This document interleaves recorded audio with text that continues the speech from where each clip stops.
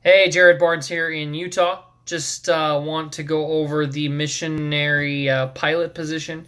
I have to admit, it's probably not a position I'm super interested in, just because I've got a lot. I'm not really willing to leave the country or anything like that for an extended period of time. However, there were some interesting things. So, missionary pilot, they're serving a mission. I mean, really. And so they're basically living off of donations that they get from people, from what I understand. And usually they make about $4,000 to $6,000 a month, depending on the contributions that they get through those donations. That's according to flyingmag.com. Now, ethnos360aviation.org says they actually are a missionary pilot organization. And so kind of went over the requirements of that position. First of all, they have like they need 6 pilots right now. What they require is a commercial and an instrument pilot rating, 300 hours of pilot in command, which is kind of cool because that means that you don't necessarily have to have all the hours in order to the 1,000 hours or whatever to get it, as far as I understand. Maybe I'm completely wrong on that.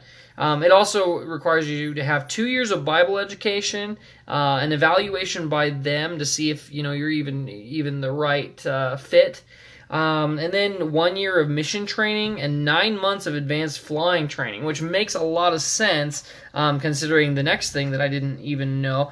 Before I go over that, you also need culture and language study. Which also makes sense. Now, one thing I didn't really get, and until I looked over it, is that you're you're basically a bush pilot. Basically you're taking off and landing at airports that don't have paved runways.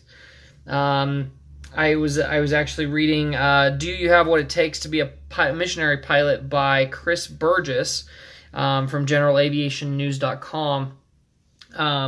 And he basically said that with the interview, it basically said, yeah, most pilots aren't going to even be going in these places, or would even shy away from these places that they're going into because it's so dangerous to land there. You have to have really advanced flying skills to do that. They're just flying little Cessnas and stuff like that, but what they're going into requires a lot of skill. So, like I said, it's probably not quite for me. I probably like the airline pilot a lot more, just because you have a lot more advancement opportunity, things like that. But it is kind of a cool. It's kind of interesting to look at that bush pilot type thing, which would be interesting. Anyway, thanks so much.